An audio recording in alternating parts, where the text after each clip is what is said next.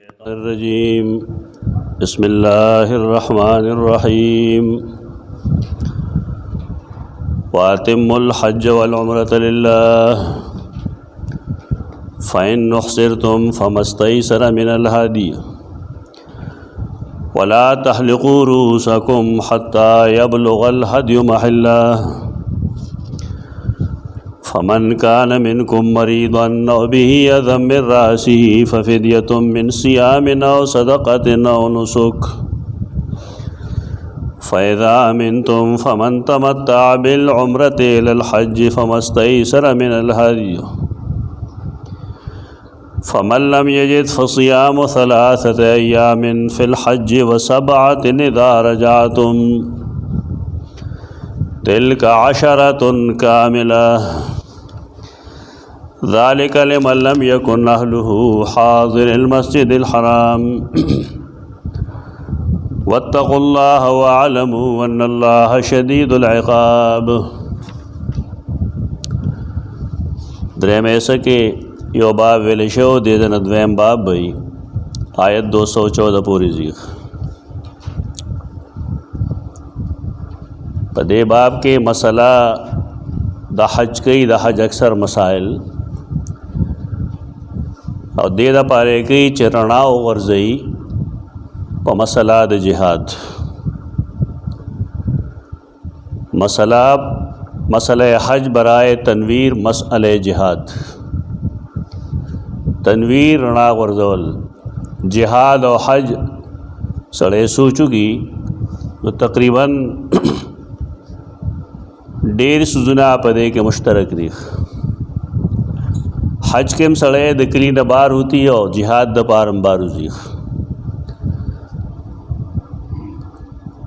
دارنگی حج کے بدن و مال دوڑ لگی، جہاد کے بدن و مال دوڑ لگی. حج کے ڈیر مشقت نہیں، بالخصوص منا کے، مزدلفہ کے، عرفات کے پاتے کے دل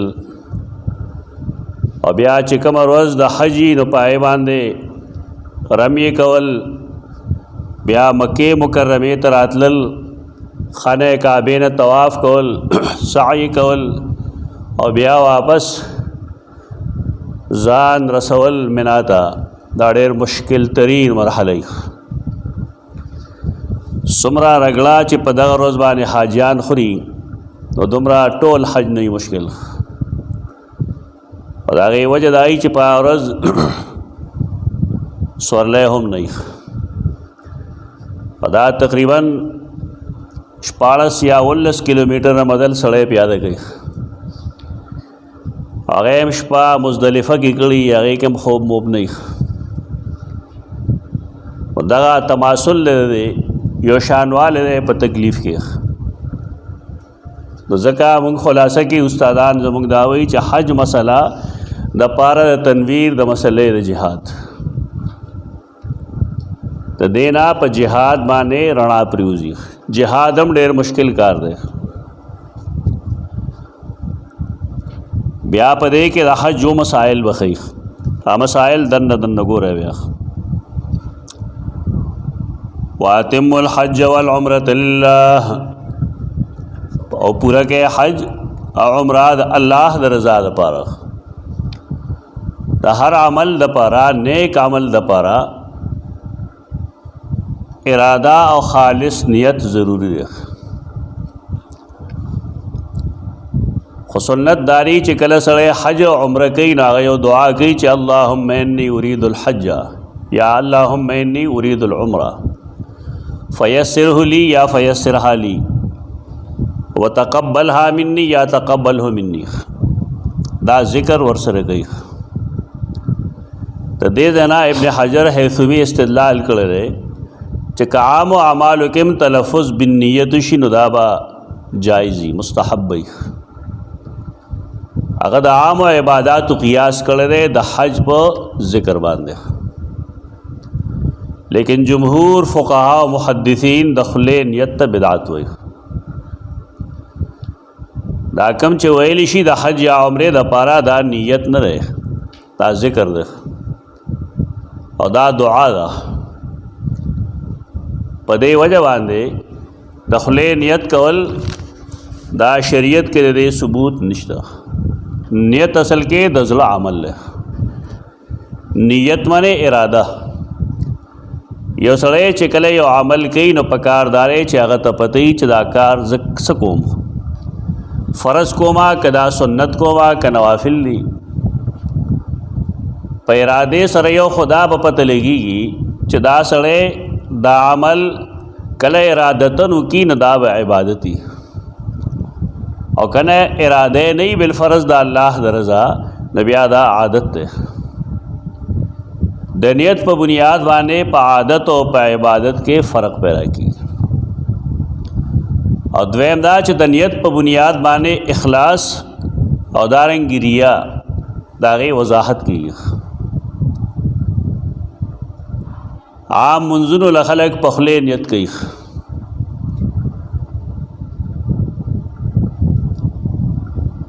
دارنګې د روژې د نیولو دپاره هم په خولې نیت کوي، تیمم دپاره هم په خولې نیت کوي، خو د اودس دپاره په خولې نیت نه کوي. الله د اودس هم فرض دی، تیمم د هغې قائم مقام دی. د زړه نیت د هر عبادت دپاره ضروري دی. د خولې نیت کې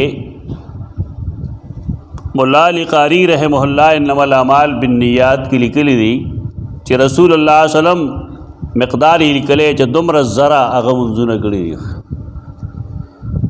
لیکن یو مونځ کې د هغه نه دا نه دي ثابت چې هغې په خولې فرمایلي چې نیت مې کړی دی او دې طرف ته دومره رکعته په خولې داسې نه دي ویلي چېرته. بیا هغه دا لیکي چې ترک د نبی کریم صلی الله علیه وسلم سنت وي، لکه څنګه چې د هغه د یو کار کول سنت دي. بیا یې لیکلي چې یو سړی په یو داسې عمل باندې همیشګري کوي چې هغه رسول الله صلی الله علیه وسلم نه یې کړی او دی هغه ثواب ګڼي او باعث اجر یې ګڼي نو دا بدعت ته وي. دا زمونږ چې کوم نیتونه دي دا دغه زمره کې راځي. د خولې نیت د زړه نیت نه، د زړه نیت فرض دی. د خولې نیت فقهای کرام که چاله اجازت ورکوي نو هغه څوک وي چې د هغه د زړه په نیت نه پوهېږي یا د هغه توجه نیت طرف ته نه وي. نو هر چاته په خولې نیت خول او بیا هغه کول او بیا داسې کول چې اکثر ته جنازه مو شي او یو رکعت یې وشي دی نیت ونه تړي، دا ډېر ظلم دی. ځان په دې پوهول پکاري چې د زړه اراده فرض ده.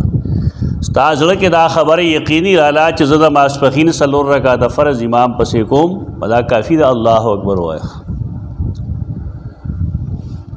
مجدد الفسانی رحمه الله هغه لیکي خپل مکتوبات کې تپوس دی کوي یو سړی خط را لیږي چې دا په خولې باندې نیت کول څنګه دي، آیا سنت دي؟ نو هغه ورته سنت نه دي، رافع سنت است، بدعت است و رافع سنت. دا بدعت دی او سنت یې پورته کړی دی. یعنی خلقو یو سنت عمل پرېښی دی. سنت عمل دا دی چې کله اقامت کولی شي نو د هغې جواب به کوو. جمع کې چې کله مونځ کېږي نو څنګه چې د مانځه د اذان جواب مستحب دی نو دارنګې د اذان د اقامت جواب مستحب دی. و چې کله یو سړی دا وخت کې نیت مې کړی او نیت به کوم وایي نو د هغه نه خو د اقامت جواب پاتې شو، نو دې وجې نه ته هغه رافع سنت وایي. دا یو داسې بدعت دی چې د سنت پورته کړی دی. نو بهرکیف د حافظ ابن حجر حیثمی قول محدثین نه تسلیموي بلکې هغه ته په دې وجه باندې بدعتي ویلي. ابن حجر یو اسقلانی دی، یو حیثمی دی. ابن حجر حیثمی د بدعت د دې وجه وایي چې د یو قیاس فاسد کړی. قیاس فاسد دا دی چې د حج او عمرې دپاره دا نیت نه دی، دا دعا ده. نو په دې قیاس کړی دی نیت، حال دا نیت فرض دی او دا دعا فرض نه ده. قیاس فاسد ورته په دې بنیاد وایي. کوشش دا کوي چې ارادې د زړه وکړي.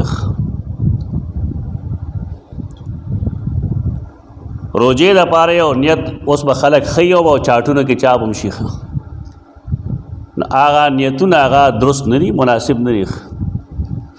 بصوم غدن نویت من شهر رمضان، بصوم غدن غد خو سبا ته وایي ادانیت وای سو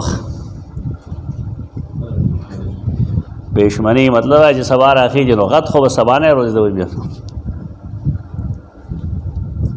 دا ټول بدعي اعمال دي. دې رضان یو طرف ته گئے اتباع نبی کریم صلی اللہ علیہ وسلم کوي سنت پورې اون خله رسول الله صلی الله علیه وسلم چرته داسې نه دی ویلي. دارنګې روزه چې ماتېږي نه هلته هم یو بدعي ذکر یا دعا خلک کوي. څوک خو کیني نو هغه د روژه ماتې نه مخکې لاس پورته کړي که دوه کسان یې که درې، دا ټول خلاف سنت طریقې دي. څنګه چې اذان وشي سړی د اذان جواب ورکړي، روزهدار د اذان جواب نه ورکوي ځکه یې باندې ټایم ډېر لګي که نه. دغه سنت ته پاتې شي. او ډېر داسې چې هغه کور بناستي ډوډۍ به خوري تر دې پورې چې ښه ځان موړ کړي بیا راشي جومات ته، نه جومات کې دې مونځ شوي. مطلب دا یو سړي 8 غنټې 10 غنټې 12 غنټې انتظار کولی شو، خدای 10 منټه انتظار نور نشي کولی. روزې ماتېدو سره شیطان چې کوم دی د ثواب غز ګنبد کې ختمې کې. دا ټول بدعات دي. بیا علماء کرام چونکہ حاضری کم ہی ناغي ورته په روزه کې لږ گنجائش ورکوي 10 منټه 12 منټه 14 منټه 15 منټه ډوډۍ وخوره خیر د هغې نه وروسته بیا مونځ کوو. اوس په ماښام ټایم مختصر نه نو یعنی عام روزو کې د ماښام ټایم ډېر مختصري. که ته ورته وایې دومره صبر وکړه چې یو مونځګزار پکې ځان له اودسو کي یو 3 منټه ګیپ وسات رندوي، دا ټایم ډېر مختصري. روزه کې 15 منټه ګیپ ساتي. دا ټول بد عملی دا عمل نه وي، دا بد عملی ده. ماښام مونځ پسې دومره ګیپ ساتی چې پای کې یو سړی یو مونځګزار هغه ځان له صحیح اودس کولی شي. ځکه دا ضروري نه ده چې بانګ دې وویلی شي او هر مونځګزار دې تیاري. بانګ ویل خو د دې علامت دی چې ټایم داخل شو. دا خو نه دی چې ته مخکې ودرېږه، دومره صبر وکړه چې یو مونځګزار عمومي طور هغه راشي. ائمه دې طرف ته خاص توجه ورکړي او دا دې رنګ کې ووایه څنګه چې ما ووایه چې ټایم ورکړي د دې دپاره چې یو مونځګزار ځان له اودس وکړي. هغه دومره زر کوي مونځ چې څنګه هلته کې آخري لا اله الا الله وایي نو د ماښام مونځ پسې نه څوک دعا کوي او نه ورپسې درود وایي، سمدستي امام صاحب مخکې شوي. دا ټولې بې اعتدالۍ دي. 3 منټه ګیپ کم سے کم 15 منټه ګیپ وساتی د دې لپاره چې مونځګزار ته یو سهولت ملو شي. چې روزه کې ډېر ورکې د خوراک دپاره ته مونځ لیټ کې نو فرق نه غورځېږي. نو که تا یو مونځګزار ته د اودس دپاره ټایم ورکړه نو دې کې څه ګناه ده؟ هغه حدیث ورته نه وایو چې صلو قبل المغرب رکعتین، ورته مه وایه ځکه خو دې مذهب نه دی که نه. کوم شی چې مذهب نه وي ورته مه ښیه. رسول الله صلی الله علیه وسلم 3 ځله فرمایلی دي صلو قبل المغرب رکعتین، ماښام نه مونځ نه مخکې 2 رکعته نفل کوئ. 2 ځله یې وفرمایل، په 3م ځل وویل لمن شاء، ته چا چې خوښه یې ولیکي. خلک دا رد کوي نو په دې رد کوي چې اکابر صحابه نه دي کړي. چا وایي چې اکابر صحابه نه دي کړي؟ دا مونځ خو داسې نه چې سړی دی ټول د ماښام کې یو ټایم حاضري، داسې بانی دي محض چې کله حکم د رسول الله صلی الله علیه وسلم موجود شو نو که چا کړي دي او که چا نه دي کړي هغه د دې خلاف حجت نشي کېدی. په دې مونځ مکروه کېږي نه. نو که ته یې کوې وکړه که نه یې کوې مې کوه، دغه کې بحث نه کوو. خو کم سے کم دومره وایو چې یو 3 4 15 منټه ګیپ وساته چې مونځګزار ځان له اودس وکړي. ځکه د بانګ سره دا نه ده ضروري سارې ماله چې امام بانګ ووایي نو آیا هغې سره ټول خلک تیار یو مخکې مونځ شروع کېږي؟ ماسپښین داسې نه وي، مازدیګر نه وي، ماسخوتن نه وي، د ماښام کیسه چل دی. خامخا د نبی کریم صلی اللہ علیہ وسلم د سنت مخالفت کوي. حج او عمره حج دا فرض وی او هغه چا باندې فرض وي چې صاحب استطاعت وي. صاحب استطاعت هغه چاته وي چې هغه سره دومره پیسې وي چې بار تلی شي مکې مکرمې ته واپس راتلی شي او دلته کې دومره غله موجود وي، دومره خوراک موجود وي، دومره کپڑے موجود وي چې د اهل و اولاد آل و عیال هغه چاته محتاج نه وي. په دای سړي باندې حج فرض دی. دا عمر کې یو ځل فرض کیږي او دا ډېره ضروری ده. اکثر خلک حج پہ فرض یو حج نه کوي. څوک یې مزل نه یریږم، څوک یې هوایي جهاز نه یریږم. دا یې سړي باره کې حدیث خو اگر چې لږ اسنادن کمزور دی لیکن رسول الله صلی الله علیه وسلم فرمایي دا چې یو سړی په هغه حج فرض شي او حج ونه کي نو فلیمت ان شاء یهودیا او نصرانیه، کده یهودی مري او که نصرانی مري مړ شي. دا هم فریضه ده په مالدارو باندې. عمره فرض نه وي، عمره یو مستحب عمل دی. البته د احنافو دا مذهب دی چې یو سړی عمره وکړي نو په هغه باندې حج فرض شي. دا لږ ډېر سخت مذهب دی دې لحاظ سره چې یو سړی دی بالفرض سکال رمضان کې د عمره وکړله په ده ته حج فرض دی، دی بالفرض سبا مالدار نه نو بیا به څه کوو؟ دا مسله لږ ګمبیر ده، دا ډېر سخت مسلک دی. ډېر خلک داسې دی چې هغوی بیا خپل کورونه خرڅ کړي د دې لپاره چې چونکې ما باندې حج فرض شوی دی لہذا زه به حج کوم. موږ د استاد محترم ډېر پخوا ویلي وو چې د دې شاید دا مطلب نه وي کوم چې موږ ته ښودلی کېږي. د دې مطلب شاید دا وي چې یو سړی تلي د حج په ایامو کې او هغه هلته کې د حج په ایامو کې عمره وکړه نو هغه باندې اوس حج فرض دی، راضي دی نه. حج ته د ایثار شي حج دیو کې بیا دی راضي. دې کې لږ سهولت شته. دې بله خبره کې سهولت نشته بلکې ډېر مشکل دی پکې. ما ته خپله یو کس معلوم دی چې خپل کور په دې وجه خرڅ کړی و. فتوا ورته هم د یو مدرسې نه راغلی وه. پکار دی چې مفتیان په دې باندې خصوصي سوچ وکړي چې آیا واقعي د دې مسلک مقصد دغه دی او که نه بل څه مطلب دی، او که دغه مقصد دی نو دلیل سره. یعنې سړی عمره وکړي نو حج فرض کېږي د دې دلیل او حجت او برهان سره. دا باید سنت تحقیق غواړي. دا کوم چې تاسو کې مفتیان صاحبان دي که نه دې طرف ته لږ متوجه شي. دا دې وګورئ دا حیثیت سره دې خبرې. فَإِنْ أُحْصِرْتُمْ فَمَا اسْتَيْسَرَ مِنَ الْهَدْيِ. دې ته وایي حکم الاحصار. حکم الاحصار تا د حج یا د عمرې اراده کړې ده. عرب خو دا و چې ټول نږدې نږدې مکې نه یا مدینې نه یا طایف نه یو خوا نه بل خوا نه به راتلل. څاروي ملته کې ډېرو خپل څاروي به ځان سره بوتلل. موږ سره څاروي نه وي، موږ هلته کې اخلو. او نن سبا خو هلته قرباني په خپله ډېر مشکل ده، نهایت مشکل. حسابې هغه سړی سمول هم نشي، حلالول هم نشي او بل دا چې هغه بیا محفوظ کېدی هم نشي. موږ ته ډېر مشکلات دي. خو کم خلک چې پیدل ځي نو هغوی دپاره دی کې اسانتیاګانې دي. فَإِنْ أُحْصِرْتُمْ نو که چېرې تاسو بند کړی شوی، ایثار کړی شوی، یعنې څاروي در سره دي، بار تلي یې، روان شوي یې، یا لار کې بیمار شوی، یا دشمن لار بند کړه. فَمَا اسْتَيْسَرَ مِنَ الْهَدْيِ دے کے مبتدا محذوف کا، یعنی فالواجب مستیسر من الهدی. واجب داری چې اوکې تاسو چې هغه چې آسان وي د هدي نه. دا لږه آسان معنی ده لیکن مبتدا محذوف بھئی فالواجب. یا خبر محذوف کا فَإِنْ أُحْصِرْتُمْ فَعَلَيْكُمْ مَسْتَيْسَرَ مِنَ الْهَدْيِ.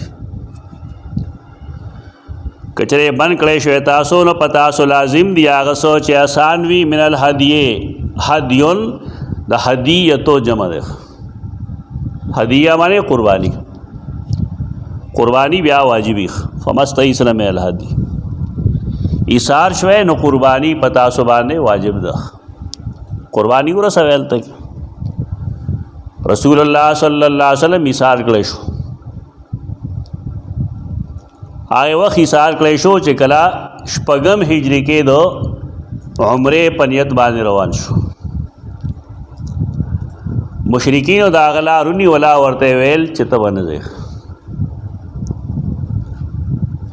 بارکیف رسول الله وسلم د هغې په منځ کې څه صلح څه روغه یو څه بل څه وشو. بیعت رضوان صلح حدیبیه وغیرہ. بیا رسول الله وسلم ساروی د هغې په لاس لیږل نه غوښتل.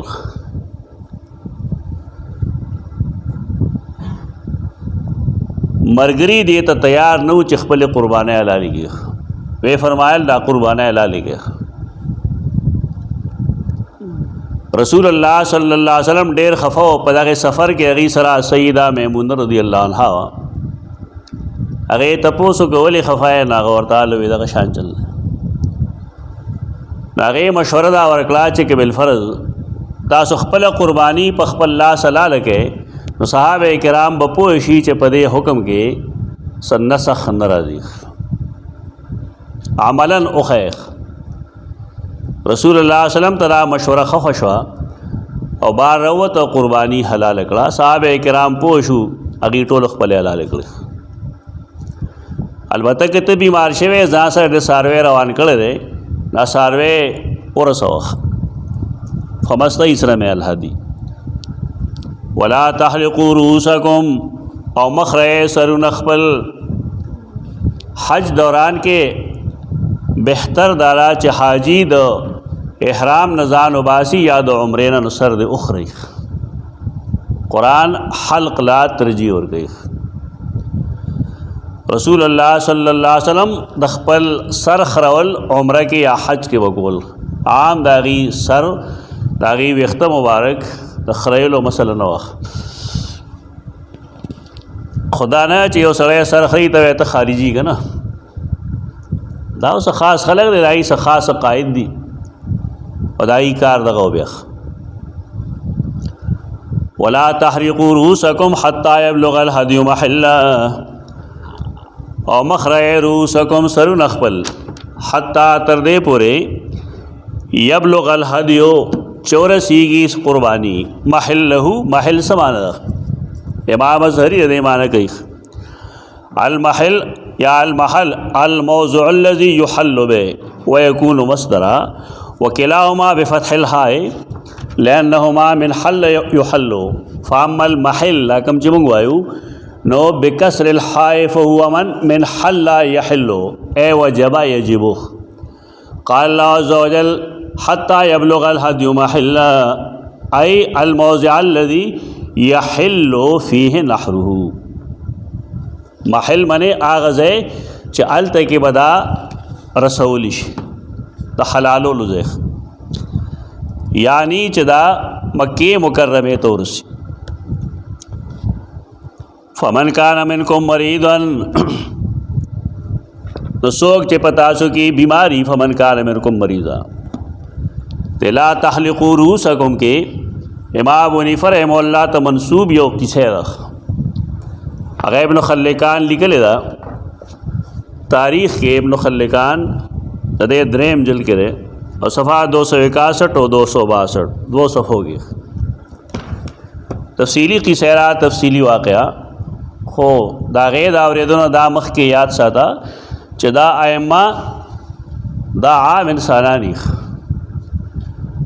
ابتدا کې دا عام انسانانی څنګه چې مونږ عام انسانان یو مونږ لټکه نه راځي څه شیخ، لیکن چې کله مونږ علم حاصل کو پوهه حاصل کو بیا درس و تدریس کو زمونږ نه مفتیان هم جوړ شي زمونږ نه علما هم جوړ شي.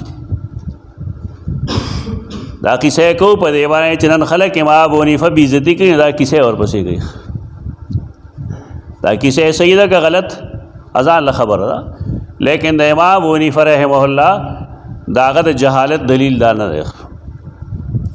دا کما په خپل سترګو باندې خلقو کتابونو کې نه وی لیدلی نو ما به دا نه وی کړی. دا کیسه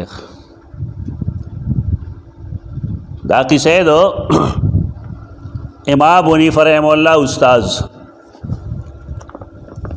داغه ترجمه لاندې محدثین لګي یوازې ابن خلکان نه لیکلی، دا خلکان نه دی، خلکانه. د کار راو چې د به کله خبرې کولې نو د به وایي کانه کذا کانه کذا.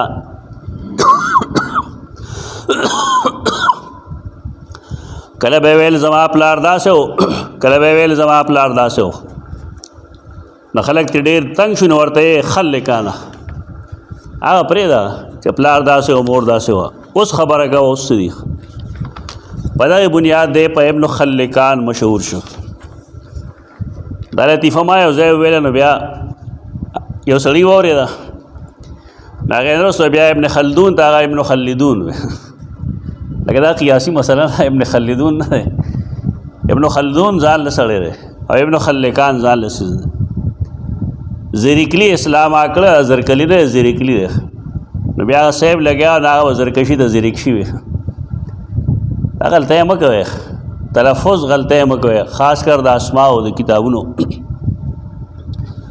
عطا بن ابي رباح دا استاد دی د امام ابو حنیفه رحمه الله. و دی چې ابتدا کوو نو عام انسانو څنګه چې مونږ او تاسو انسانان یو. دی وی زه حج له لاړم که هغه وی اخطأت فی 5 ابواب من المناسک بمکه. مکہ کې زه یو 5 ځایو کې د حج سره متعلق بعضې مسایلو کې دوکه شم، نه معلوم ماته.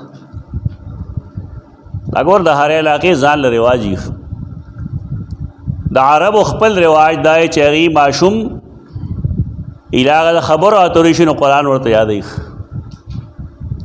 اوس یو ماشوم سار پرون ما ته چا وښو تقریبا 2.5 کال د قرآن حافظ. دا عجوبې ملاویږي دنیا کې، اوس هم ملاویږي. 2.5 کال ماشوم له ټکې نه ورځي، لیکن الله ښایي وقتاً فوقتاً د خپل کتاب د حفاظت ذرایع ښایي او دروغ هم نه دي. یو ایرانیان یو ماشوم پیش کړو که نه، او دروغ و، هغوی خو د قرآن تسلیمۍ نه د قرآن حفظ کم ځای کوي. دا دروغ وي خلک. دا بالکل صحیح ټرو حالت دی. د عربو رواج دغه دی.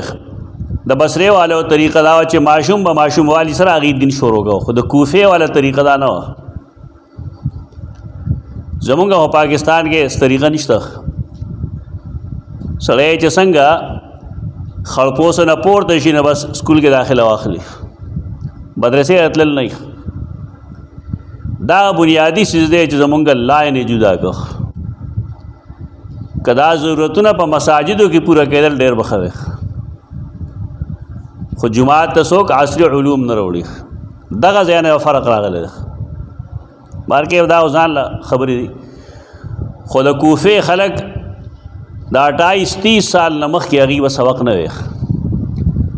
د هرې علاقې ځان له عادت دي. زمونږ خلک هم کم کوز به داسي چې هغوی په ابتدا کې د 2-3 جماعت سره دین شروع کړي. یعنې اکثر دا هي چې اتم نه هم پورې وویل ته نه چلېږي، بیا مدرسې ته تلل شروع شي. ډېر پکې داسې وي چې ابتدا نه تلل شروع شي. ښه خبره ده، څه پیغور نه ورکوو، خو دا عام رواج دی، کېږي داسې. د امام ابو حنیفه رحمه الله باندې دا اعتراض کوي خلک چې ده ولې په دې عمر کې د سبق ویښ. دا د هغې د ملک رواج بس. د هر علاقې ځان له رواج دي. زمونږ د علاقې رواج دغه دی چې د ابتدا نه سکول ته ځي. سکول ته چې ځي نو بیا تر کومې چې ماسټر نه یې کړی نه ته څوک تعلیم نه وایي. اوس خو به ایم فل کوي، پی ایچ ډي به کوي، یا ډاک پوسټ به کوي، یو څه بل څه به کوي. دا قسمه حرکتونه وکړي خلک نو چې هلته نه راشي نو دین والا نه ورځي. ټول ژوند یې هلته تېر کړي نو بیا دی به څنګه دین زده کوي. نو دا مطلب نه چې موږ مایوسۍ پیدا کوو. مایوسۍ نه پیدا کوو، خو اوس خو د زده کړې ټایم نه دی. د زده کړې ټایم هغه بچپنه وه کومه کې چې موږ هغه علم ورکړو چې هغه ډېر پکارېږي. دا کم خلک چې محدثین وي دي په بچپنه کې احادیث ویلي. لکه ابن تیمیه رحمه الله په باره کې دا مشهور ده چې هغه دومره ماشوم و چې تختې به یې نه شوه ګرځولی. د هغه خور د هغه په تختې کې دی هغه موټې غونده چیږي وله سورې کړو، هغې کې به یې پړی اچولی، هغه پړی به یې مرۍ ته اچولی. دا تختې به یې ځان پسې راښکله. داغه علاقو خلکو تختې اوږدې ومیخ. تاسو وګورئ چې د ایتھوپیا علاقو مدرسې چې وګورئ هغه تختې د هغې اوږدې اوږدې او ډېر ښه کار دی. زموږ هلته شاګرد ناست دي که نه سبق ورته استاد وي دی سوچ کوي. هلته کې داسې نه وي، هلته کې شاګرد سبق جوړوي، شاګرد دی وایي استاد هغې کې ټیک یا غلط ثابتوي چې دا ټیک دی دا غلط، داسې ووایه داسې ووایه. هلته پختګي ځکه ده زمونږ علم کچی ځکه طالب علم د ابتدا نه محنت نه کوي، ته به استاد خود نه کوي. قرات علی شیخ به دغه ته محدثینو کې چې محدث به حدیث وایي، شاګرد به حدیث وایي، استاد به د هغې اصلاح کوي، د هغې وضاحت به کوي. د هغه باره کې دا مشهور و چې دی ډېر ښه حافظ دی د احادیثو. یو سړي اورېدلی و نالړ تپوس یې کو چې دلته کې څوک ماشوم دی ابن تیمیه ورته وایي اب کم ځای مې لوی شي هغې د مکتب چوټي شو اوس به راشي. هغه چې راغی نو هغه سره تختی وه نو ورته یې په دې څومره حدیث دی څومره چې پې ووایي دومره دي تا دا درځي هغه یو مال راځي یاد دي درته هغه وی هغه تختی وي ځان ته داسې که داسې کړه هغه د سر نه ټول حدیث بیان کړل په یې کې لسو که شلو که دېر شو سند سره واغي حدیث بیانو.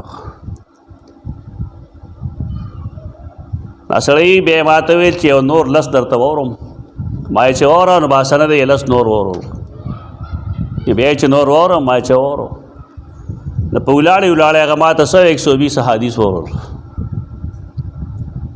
او دغه علاقو د خلقو رواج دی چې هغې بچپنه کې د حدیث زده کړه شروع کړي. زمونږ کار خو ډېر کمزور دی، دلته کار بالکل برباد دی. هغه دا دی چې مونږ علم حدیث څخه ډېر وروستو راځو، 8 کاله بس راځو، 8م کال باندې علم مونږ حدیث وایو، هغه هم 9 کتابونه په 9 میاشتې کې وایو. دا کمزوري په دې راشي. د بارکیف دا سیزونه ذهن کې واچوئ چې د هر علاقې خپل رواج دی. د امام ابو حنیفه رحمه الله دومره وروستو حدیث ته یا دین ته راتلو وجه دغه وخت په دې باب کې خلک یو کیسه کوي، کیسه ما لیکلی دی کتاب یا دروغ ده چې چا راته وی فلانی شی جوړ شه، چاہے فلانی شی جوړ شه، چاہے فلانی شی جوړ شه، نو ما به ځان له فقه خوښه کړه. دا دروغ دی، فقهای کرامو کتابونو کې لیکلی دی بلا سند یا موضوعی وضعی سند سره لیکلی. امام ابو حنیفه رحمه الله وی حج لتلم 5 مسائلو کې مې دوګه وشوله. نالته کې یو حلاقو هغه سړی چې هغه حجامتونه کوي هغه ته وایي حلاق، نایي چې ورته موږ وایو. هغه وایي ما اراده وکړه ان احلق لاخرج من الاحرام فاتیت حلاقا، احرام نه مې ځان وباسو دې ته حلالول وایي خلک، ځان مې حلالو. و دا اصطلاحي حلالول دي د احرام د وجې چې په ما کوم څیزونه حرام شوي د هغې د حلالوالي دپاره ما دا کار کوو، دې ته حلالول وایي. دا مطلب نه چې راغلي ځان حلالوي، ځان مې حلالو یعنی کم کارونه چې په ما بند نو ما چې دا جایز شي. اوس زه لړم حلاق ته کې لاستم نو ما ورته 100 پیسې واخلې، هغه ما ته سبحان الله نو څه کوم، دا خو عبادت ته په عبادت ته پیسو د مخکې نه کره کوټه نه سر د لخرېمه که پیسې در سره وې راکړه او که نه وې در سره نه به مخه دی. و دې باندې هغه وي زه کچه شوم. ما ورته وویل بکم تحلق راسي، سر به په څو خرې. هغه راته وویل هداک الله النسک لا یشارت فیه اجلس واعط ما یتیسر لک. بس کینا سر در لخریم دا خود دین دے، پر دین کے شرطونه مرطونه نہیں. سر خریم که صدر سرو راگا که نہیں نو زبا مخوان زکین آستم داڑم بے مسئلہ وا دا وطم لنبی دلو رخ دا وسم چاہتا نا معلوم چھ پدے کے مشارتت نہیں، اشتراط نہیں. دا جدا دا خلق و رواج خوزان لخبر دا، لیکن دا عبادت تے سڑے چھ دا حرم نحل توزی نو دا سر خریلو باندی ہوزی او دا عبادت تے. اور پدے بانے وا تجویز دا پیسو نہیں. زکین آستم نو زلک دا کعبین یو سمت تکین آستم هغه ورځې ښې وې کعبه به ښکارېده. ما خپله 2002 کې چې حج کوم نو کعبه به ښکارېده د بار نه. صفا مروه باندې به سړی ووت دیوال میوال نه و نو کعبه بالکل ښکارېده، هغې طرف ته ورې مخکې کېناستې. اوس خو که ته مسجد حرام کې دننه ومې او چېرته دننه ځای کې رالې که نه نو کعبه به ورته نه ښکاري. اوس خو رش هم ډېر شو او ضرورت هم ډېر شوی دی. اوس لږ منحرف کېناست نو ما ته بیا ویل چې سبحان الله کعبې ته مخ که ته کم خوا ته وشوې. یعنی سنت داری چې سړی سر خري نو توجه به قبلې ته وي، کعبې ته به توجه وي. د دې لپاره چې دی اوس د نبی کریم صلی الله علیه وسلم د سنت اتباع وکړي. زه بیا کچه شوم چې دا مسله ماله نه راتله، دا تاسو ته هم نه معلومه، دا هېچ چاته نه معلومه. خو چې امام ابو حنیفه باره کې خلک وایي نو خلک وایي چې زه ډېر تکړه یم. دا هېڅ چاته نه معلومې دا مسایل چې څه یې وکړل وکړل. د حج کتابونو کې هم دا نه لیکلي، څوک چې ټریننګ ورکوي دا ډېر پته نه. هغه غریبان خو انګوټه چاپي دومره یې چې 2-3 حجونه یې کړي نو چلنه ورله ورځي. نور مسایل ټول غلط ښیي الا من شاء الله. زه کېناستم نو بیا خاموش وم. ما ته بیا ویل سبحان الله. ته ولې غلی ناستې؟ ذکر کوه که چې سر خری د عبادت نه وځې نو بیا به ذکر کوې، دا سنت دی. زه ډېر کچه شوم چې دا خو هلکه عالم دی، موږ ته پته نشته، لوی عالم دی سر خوري. خیر چې هغه وشو ذکر اذکار مې شروع کړل، پیسې مې ورکړه، بیا تلم خپل ځای ته. ما ته یې ویل چې لاړ شه اوس هغه سر ما ته یې سر راکړه، ماله ما هغه له سر ورکړه، مال دا ګسه غاړه ورکړه. هغه زما دا بله غاړه لونده کړه، راته یې ویل چې ښې غاړه سنت دی، دا به ول خري، دا بله غلطي شوه. زمونږ نایان چې سر خري نو هغې هم په دې ډوښه شخونه دي. تا چې سر خري پته ولګوه څنګه خري دلته آیا ښې غاړه مخکې اخلي؟ ما ځکه ویل دی نه هېڅ څوک نه دي خبر، دی نه علما هم نه دي خبر. خو کم خلک چې د امام ابو حنیفه رحم الله سپکاوی کوي نو هغوی دا قیسې د دې لپاره کوي. مونږ یې دې لپاره نه کوو، مونږ تا ته ښیو ده چې یو لوی امام دپاره دا نه ده ضروري چې هغه د ابتدا نه امام وي. لکه زمونږ خلک به وګوري یو سړی دی شیخ دی نن بالفرض او د هغه د طالب علمۍ د زمانې څه شی مونږ ښیو نو خلکو باندې ډېر بد لګي. لکه دی خو آخر کې شیخ شوی دی، اول کو خو دی زما او ستا غوندې بني آدم و، علم یې نه و کړی، دغه شان ناپوه و، غلطۍ به یې کولې. نفت الیمن یو کتاب دی، د هغې شرح لیکلې ده مفتی احمد شفیع رحمه الله په ماشوم والي کې بچپنه کې. زمونږ نیکه الله دې وبخي مولانا فضل رحیم صاحب تو بندے عالم اب دې کتاب ته ډېر بد کتل، هغې بیا بې شمېره غلطۍ خو دې کې دا ځای غلط دی، دا ځای غلط دی، دا ځای غلط دی. ما چې دا څنګه دا سړی دومره غلطۍ کوي نه ما ته پته ولګیا دا طالب علمۍ کې د هغه نوټس و. اوس کې یو سړی دا خبره راوالي او دا دلیل جوړ کړی دی خبرې چې مفتی احمد شفیع رحم الله دا بالکل جاهل او پاروی نه پوهېدو، دا به سمه خبره وي؟ دا غلطه خبره. د سړي حالاتو ته کتل پکار دي چې دا د کوم وخت خبره ده. نو بیا دا پریسونو والا هم ظالمان دي که نه، د چا چې نوم چلیږي بس هر څه شی چې خو هغه ته یې منسوب کړي که نه، ای تجارت کوي. نا نفت الیمن د مفتی شفیع صاحب د حاشیې سره تر اوسه غلط سلط چاپ کېږي. د هغې د کتابونو رایلټي یا حقوق به و نه، په دې باندې سړی هم بدنامېږي، میاس کې حقیقت دغه نه دی. نو دا قصه د امام ابو حنیفه رحم الله د بدنامولو نه ده، دا ښیو تا ته دا چې یو داسې سړی چې هغه ابتدا کې بالکل د دین نه بېخبره و، وروسته الله هغه له کومه رتبه ورکړه. دا ائمه بېعزتي ونه وي. که یو سړی تحقیق دی ته وایي چې زه به امام ابو حنیفه ته بد رد وایم، نو دا سړی ډېر ظلم کوي. اسلاف سره اختلاف ساتلی شي لیکن هغې ته جاهل ضال مدول ویل دا ګناه دی. دا کم اصلتوب دی نه کوي سړی، اختلاف دلیل سره وي. یو دلیل دا سره چې زمونږ سره اختلاف دی، د بل اختلاف دی، د بل اختلاف دی وی وخت، لیکن هغه ته غلط نسبت کول یا دا ویل چا بالکل بیل مو ولس حدیث ورته یادو فلانه او فلانه او دا د مسلمانانو طریقه نه ده. کم چې هلته خلق دی سعودي کې تا د هغې درسونه وره، د هغې مباحث نټ باندې ملاویږي، وګوره هغې به د هر امام نوم چې اخلي نو رحمت الله تعالی علیه به ورسره وایي، اختلاف به ورسره کوي لیکن چېرته کې جاهل به علم به ورته نه وایي. دا اصول خپل کې چې قصه مطلب دغه دی وخت کې. بار کې زما دا غلطه خاموشم ماته ذکر کوا طرف میں گس ور کراتے خیر کا، او چې کله زه پاسې دم پیسې مې ورکړې نو خپل خیمې غاړه ته روان شوم. ماته عین تريد کوم خوا دی مایل اريد ان انزل الى رحلی، خپل خیمې ته ځم نو ماته ویل صلی رکعتین، 2 رکعات منځ وکړه بیا ثم امضي حيث شئت، بیا چې چېرته دی لاړ شه.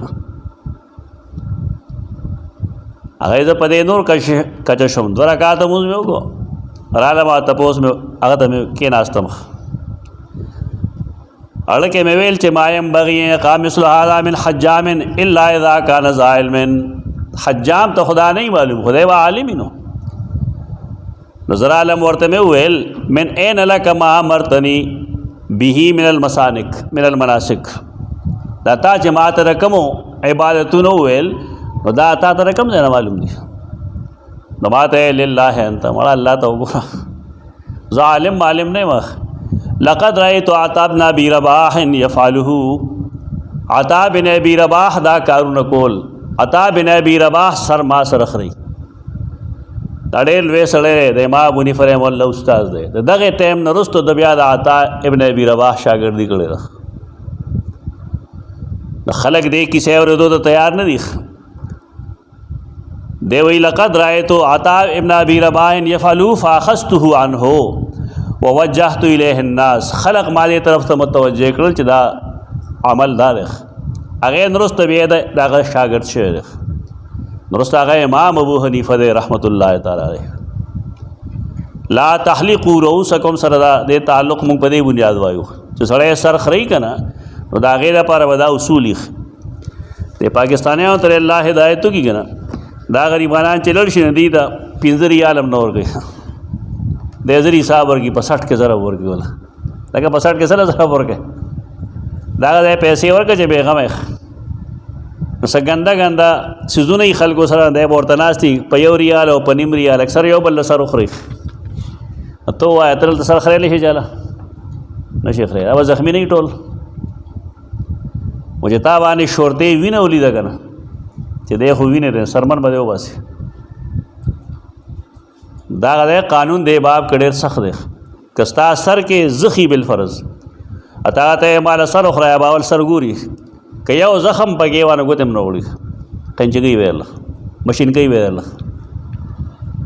د دې څیزونو نه ووړی چې کله حج وکې یا عمره وکې نو صحیح طریقې سره سر وخوری. دې کې څه دي څوک پکې مشروطه نه کنه ویښتې اوږده اوږده وي نو هغه 2 خرپه به ورکړي، په خرپ باندې سړی نه وځي، دی حلالېږي نه، دی یو پوره سر لرې کوي. دا حکم خو زنانو دپاره دی چې هغه یو 2 ګوتې ویښته کټ کړي. دا ځوانان چې کوي دي ته خپل ویښته ډېر قیمتي ښکاري. دا ویښته دومره قیمتي نه دي، دومره چې په لومبي ځل ته لاړ شي، مثلا ته لاړې نن عمره دې وکړه او سبا نه برز بالفرض ایام حج دی یا بالفرض عمره سره تا متصل لیږي مدینه منورې ته، هلته خو به تا هفته 8 ورځې تېری واپس و بیا راځئ، وخت دی لږ دی. نو که تا سر خری دي دلته که بیا وسه خری، دې ته لږ خیال ساتل پکار دي. بیا ویښته قینچي که یعنی چې کله ستا دویمه عمره نږدې یا ایام حج نږدې نو بیا سر خری مه، سر مشین کا، او چې کله هغه ورځې راشي نه ته به ستا سر برابر شوي نو بیا به سر وخوری. د دې لپاره چې فضیلتونه ټول حاصل شي ځان ته، چې تا سر نن خریلی او سبا نه به ته دویمه عمره کوې نو بیا وسه کوې. ولا تحلقوا رؤوسکم حتی یبلغ الهدی محلہ فمن کان منکم مریضا نسوک چے پتاسو کی بیماری او بیاذن من راسی یا بیغتا ازن تکلیف من راسی داغد سر سپگی بگی شوی تو صفائی نہ کول د وجہ سپگی کی گئی بعض علاقوں کے دگرمے د وجہ سپگی کی گئی تو عدم صفائی وجہ نہیں ہے واضح بعض علاقے یخی د یخنے د وجہ کی گئی ډیر وجوه د سپگو کہ سڑے بیمار د بالفرض یا غتا د سپگی ریخ لکه حجۃ الوداع کے رسول اللہ صلی اللہ علیہ وسلم صحابی ولید سپگی پر مخ را روانه تپوس یو که تکلیف درکې نه غوي او جی ورته اخره سر اخره قبل از وقت اخره یو سړی د بیماری یا د عذر د وجې سر اخره ففدیه پد فدیه ورکولی من صیام دروجو یا صدقه ورکولی او نسوکن یا قربانی د بیماری د وجې د سر یا د بدن د بل حصے ویختے بالفرض اخریل یا سر کے دغه بیماری سپگی راغلی نو د دې فدیه به ورکولی آیت کریمه کې د دې ذکر دی چې من کان منکم مریضا او به اذى من راسه ففدیه من صیام او صدقه او نسک نسک قربانی ته وایي د فقه جواب کې ورته دم وایي په د دم واجب ده دم دے ورکی تو دم دا پارا خو آغا مکہ مکرمہ آغا علاقے ضروری دی نسک دا پارا خو آغا زیر خود روجی او دا صدقے دا پارا تعین نشترے چکم دے بکی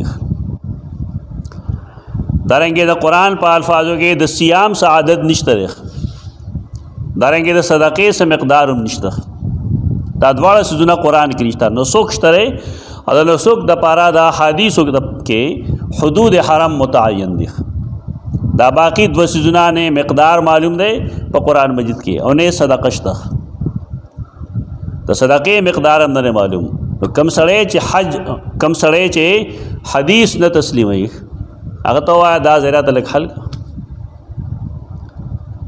نسک پوئی شونگا چے سڑے بس گئی قربانی بور گئی خو قرآن ویلی دی فدیہ بور کئی دا سیام یا دا صدقے یا دا قربانی قربانی خو ٹک دا منگو پی جندا آغا ساروے چپا غیبان قربانی کی آغا مراد دے خدا دور آتا وے تو خیا دا لگیا ری جی حدیث ضرورت نشتر حدیث ضرورت نہیں دے وان وسنگ عمل گئے کندا ضرورت پیخی گی نا دا پیخی گی ہر کال پیخی گی سیدنا کعب بن عجرہ رضی اللہ تعالیٰ عنہ سر دا معاملہ راغلے وہ صحیح بخاری حدیث تھے رسول اللہ صلی اللہ علیہ وسلم طویل اتجد شاطن بیزہ سر اشتر چلا لگے ناغی مار طویل کہ ما سر نشت بیزہ بیرا طویل سم سلاست ایام دریر وزے روجی انیس دا کم چ قرآن فرمائی فدیۃ من صیام دا دریر وزی روجی دی تو صحیح بخاری حدیث پادش و صدقہ ناغی دا پار رات ویلیو چ اطعم ستت مساکین شپگو مسکینان اللہ خوراک ورکا لکل مسکین نصف ساع من طعام اور ہر یو مسکین لبور کے نیم ساعہ دا خوراک نیم ساعہ ورکا پورا ساعہ تاسو ویلو پر دوریم کلوئی دا غی نیمہ کا نصف ساعہ و دا بدا ہر یو شپگ مسکینان میں یو دا غم رب ورکی 1.769 کلوگرام رازی نصف ساعہ 1.769 وچی حدیث نہ مانے نہ پڑے تفصیل نہ پوئے گی فَإِذَا مِنْتُمْ نَكَلَا چپامن شیطاسو فَمَنْ تَمَتَّعَ بِالْعُمْرَةِ إِلَى الْحَجِّ فَمَا اسْتَيْسَرَ مِنَ الْهَدِيِّ دا دویم حکم دے دا حج قسمو نہیں یو دا سی یو حج دے چی سڑیت صرف دا حج ارادو کی دا میقات نخ میقات آغا زیرے چی کل سڑے مکہ مکرمی تزی نبار سو حدود دی آغا حدود رسول اللہ صلی اللہ علیہ وسلم خود لی دی چی سڑے لنبے زل آغا حدود تو اور داخلی گی دا احرام نہ بغیر بنا اور داخلی گی یہ تو میقات ہوئی پاکستانیانو د پاره هوایي جهاز پلار چیزی نه ته یلملم ورته وي. یلملم د دې لپاره میقات دی. چا پاره ذوالحلیفه دی، چاته بل دی، چاته بل دی، ټول اطرافو کې معلوم دي. نو سړی چې لومبي ځل ځي نو میقات سره به دی څه کوي؟ احرام به تړي. او دا احرام اصل کې نیت دی د حج یا د عمرې. چې کله سړي دا لباس لري که مونږ خو دلته کې پېښور نه احرام یې لباس چوک په دې وجه چو چې په جهاز کې رټولو خلکو د بدلولو انتظام نشي کېدی. یہ ته مجبوري وي. چې په لومبي دلته نه ماته استاد محترم ویلي چې کله جهاز والوځي که نه او یو نیمه ګنټه دی سفر وکړي نو یو نیمه ګنټه پس ته به چې کوم دی اللهم انی ارید الحج ووایه یا اللهم انی ارید العمرة. یو نیمه ګنټه پس دی بالکل یې لملم باندې رواني. دا تجربه دا تجربه خلق یاد ساتي. زما اسخرو الله دې وبخي ماما جي هغه ماته دوه کارونه وکړه. یو دا چې مکه مکرمه کې بعد د مکې پینس کې یو ورته لبن وای مېس کې لسی که نه د مکې لبن بنس کې زه نه پوهېږم دی که څه چل دی ما ته یې خېټه به دې خرابه شي. دویم دا چې که چېرته باران وشو که نه او حرم کې ګرځې نه خوا به اوچتی نه که ګرځې نه خوا به په تولن باندې به بوځې داسې که خپلې اوچته کړه ته به ځان نه خبره دی ته به رسېدلی. دا تجربی ہدایت ساده. ما سره یو بابا هغه ته ما وایي هغه ستا پار سه اعتراضي الله شان ته ګوره چې کله باران وشو نو زه خو دغه طریقې سره تلم هغه په هغې عملونو که چې مې کتله هغه ځای ته رسېدلی لاس به یې دواړه ماتو. هغه ډېر خطرناک درځي هلته کې عرفات کې ما منې که مې دا مسک دی دا لبن هغه یې زه څکم مې زه څکه هغه یې چې وڅکل یو 10 منټه وشو نو هغه دې ځای کې هغه درد شروع شو خطرناک. یو ساعت پس راغی نو ما ته زمانه خو احرام ګنده شو څه وکړم مې زه څه کولی شم.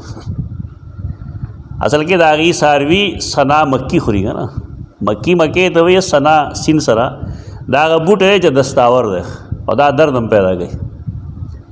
دا عام طور چې کومې ګولۍ د معدې نرمۍ لپاره استعمالیږي کې سنا موجود وي. سنا ته مکي په دې وجه وي چې د مکې سنا ډېره مشهوره ده. نو دا ځای څاروي هغه خوري که نه نو چې هغه خوري نو هغه اثر پیو کې پیدا شي و چې تا هغه پیس کې هغه لبنس کې یا دغه د هغې هغه ماستس کې دغه ځای نو خود به دغه چل کېږي. دا تجربې ذهن کې واچوه که الله چې توفیق درکړي لړ شي که نو دا تجربو د مشرانو تجربو نه خلک فایدې اخلي چې لاس خو یې نه ماتېږي. فمن تمتع بالعمرة د حج یو قسم خو افراد دی سړی صرف د حج اراده وکړي نو دی چې لاړ شي اول داسې ووایه چې سړی اول د عمرې اراده وکړي د عمرې په اراده باندې لاړ شي چې لاړ شي هلته کې میقات نه پورې وځي نیغ لاړ شي دا پاکستانیان ډېر هر ځای کې څنګه چې دلته روانې کوي هلته هم روانې کوي. که الله توفیق درکړه او چرته هم لړی نو ستاسو سیټ هم ریزرو وي ستاسو کمره هم ریزرو وي هېڅ مسله نه پېښېږي. خو کاش چې زمونږ دا خوی زمونږ نه وځي هلته هر سړی داسې په منډه ورځي که چې ته وایې اندازه ته بندېږي هېڅ نه کېږي. یو سړی چې کله ایرپورټ کې کوز شي د ده سامان ته به ګاډي ولاړ وي خلک به هله غېږي چې ټولو خلکو سامان پورته وخېږي او چې کله هلته کې ورسي ګاډي خواله نو هر سړی به چې ترکې مې ګاډي ته نه دی ختلی خپل ته نو هېڅ څوک به د ځایه نه خوځي. واتو بسو قافله یي په کې که یو بس هم کم نو یو بس هم د ځایه نشي خوځېدی.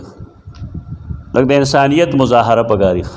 دا ټول د یو بل ګریوانو نه پوښ لئ د یو بل نه هغه کفن راخلي نو ښکاره هم شي پکې غریبانان د دې خیال نه چې بس ګنې شی روان شو بیا هلته بلډنګ ته چې ورسي نو هغه ډېرې تنګې تنګې کوڅې سامان هلته وغورځوي بالفرض یا څوک راوړي نو دې چې بلډنګ ته لاړ شي نو یو حل یې جوړ کړي پای باندې حال دا چې هغې د مخکې نه تقسیم کړي چې فلانکې په فلانکې کمره کې فلانکې په فلانکې کمره کې لږ د صبر مظاهره کول پکار دي. او قرآن چې په کوم څیز پابندي لګولې دا پښتانه ټول کوي هغه کنځلې بدرت په وړې وړې خبره باندې جګړه، په هوټل کې خلکو سره جګړې کول چې پیسې ډېرې اخلي او موږ له څه نه راکوئ. حیران به شي چې دا خلک خېټې له راغلي دي که دا حج له راغلي یا عمرې له راغلي. دا مظالم دي، دا نه دي کول پکار. چې کله موږ لړ شو سامان کېدو خپل ستړي یو بالفرض آرام دی وکړو، خوب دی وکړو. دا نه ده ضروري چې سمدستي لړ شه مکې د کعبې د منډک. آرام دی وکړو دې لپاره چې موږ عبادت صحیح وکړو. ستاسو به خیال لایي چې را آرام ضرورت نشته، اجه تو کې تا ته پته ولګېږي چې دلته کې دی څومره مخکې غواړي، 6 غنټې 8 غنټې د صاحبان مخکې غواړي. ایرپورټ والا ایرپورټ کې ناسته ځای هلته کې ځای نه وي، کله به یو ځای کې لاړې، کله بل ځای کې، کله یو ځای کې، کله بل ځای کې. 1.5 ساعت پس چې ستا نمبر راشي او لړ شي نو بیا ټیک د لاونج ته ورسې، هلته هم بیا ناست دی. بیا جاسته چې خېږي عجیب غریب انداز باندې به خېږي. ته وایې که نه ما چې څه دهشت ګردي کړه. حیران به شي سړی کفن یې اچولي دی ولا هر ځای لټوي. هلکه بس یې که څه کوې ورسه. بیا هلته چې بنده لړ شي نو دا نه چې ته سمدستي به وځې د ایرپورټ نه، کم سے کم 1.5 غنټې ستا هلته ایرپورټ کې لګي. دا تقریباً 12-14 غنټې تا په ولاړې به تېرې کړي. ته چې هلته لړ شي ته عمره کولی شي؟ صاحبان ورته دي سمدستي لړ شي هلته کې ایسو نه شي. تا خو احرام تړلی، لړ شه، آرام وکړه، خوب وکړه، سهار تازه دم شه او بیا چې کوم دی ورشه خانه کعبې ته لړ شه، هلته کې خپل طواف وکړه، سعی یې وکړه. طواف او سعی چې دې وشي ستا عمره وشوه، سر وخرایه، بیا راشه خپل بلډینګ ته اولامبه راولامبه او احرام بس مکه کې وایي بس ستا عمره وشوه. چې کله ایام حج شروع شي نو بیا به ته څه کوې، د خپل بلډینګ کې به بیا اولامبې او احرام به وتړې. احرام باندې به رسول الله صلی الله علیه وسلم دپاره خوشبو سید عایشه لګوله، په وجود نه، په احرام به خوشبو لګوله. دا پاکستانیان ډېر بېدینه دي، دې ته هم ګناه وایي. دا ګناه دی، ګناه دا دی چې سړی په وجود خوشبو لګوي. په وجود به یې نه لګوله، په احرام به یې لګوله. بلکې فرمایي چې ما به د هغه د احرام دپاره خاص خوشبو جوړوله او رسول الله صلی الله علیه وسلم په احرام به مې هغه لګوله. هغه ولګوي، هغې نه وروسته چې کوم دی روان شي منا ته تلبیه ووایي، نیت وکړي او بیا ځي په مخه باندې. نو دې سړي دا حج به صحیح اوس دې ته حج تمتع وایي. تمتع منې دا ول عمره وکړه، هغې پسې د حج اراده وکړه، نو د حج سره فایده واغسته د عمرې نه. حج تمتع دا مطلب. افراد کې نور سره افراد کې دای چې د صرف د احرام تړي نه اراده سو کی د حج. ایو حج قران یې خوري مشکلی او چې د زیر ازي سره کنه تو حسین ته دی بل فرض ودلته ته احرام وتړي د حج یا د عمرې په اراده. بس پتا ټولې پابندۍ د احرام راغلی. اوس که ته په ایرپورټ کې هم اودس کې اوسېږه پانې باندې کې هلته چې لړ شي عمره به وکړې نو بیا به احرام نه سپړې، بیا به یې که میاشتې وه مخکې که هفته دی وه و چې کله خلک منا ته ځي ته هم منا ته لړ شي. که 2 هفتې یې که 3 هفتې یې که میاشتې چې ستا څومره وخت یې به تېر شي هلته کې. بیا چې خلک فارغېږي د قربانۍ نه وروستو تب هم ځان د هغې نه فارغ کې دې ته وایي حج قران. دا ډېر مشکل دی. دې کې اختلاف د ائمه وروستو وایو ذلک لمن لم یکن کې وایو چې قرباني شته که نشته. دا 3 قسمه دي، حج افراد، حج تمتع او حج قران. په دې کې بهترین حج تمتع ده. آسان ده، آسان ده چې سړی ورتلو سره د عمرې اراده وکړي او بیا چې عمره وکړي نو د هغې نه وروسته عمره باندې ټایم لږ لګي. کله چې خلک لګي نو په عمره باندې ټایم لږ لګي، که خلک ډېرو نو بیا 2 غنټو تقریبا لګي.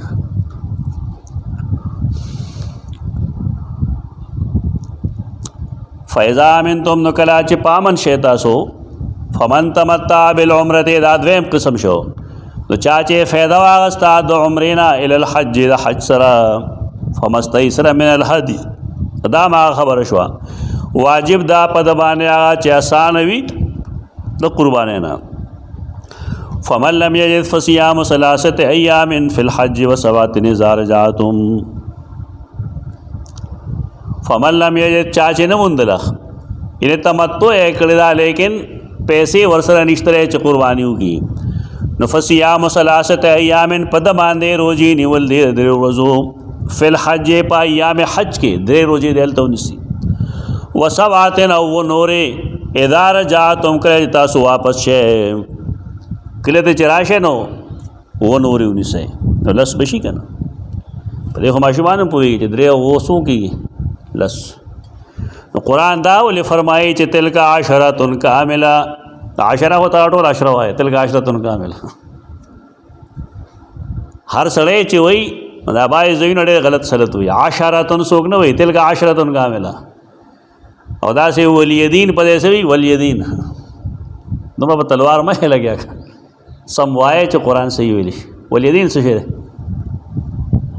تلک عشرۃ کاملۃ دا لس پورا دی په ثواب کې تلک عشرۃ کاملۃ فی الثواب پدې سوال راځي سوال لاره چې کومه درې روزي مونږ ته نیولې داغه اجر وړيري او کومه چې اوم دلته ونیوي داغه اجر به کمی ځکه چې اماکنه کو فرق شته کنه نو قرآن دل داغه جواب درکې چې نه الله رحمان دی استاد دې زغه اجرم داغه پشان تک تلک عشرۃ کاملۃ فی الثواب ذلك لمن لم يكن اهله حاضر المسجد الحرام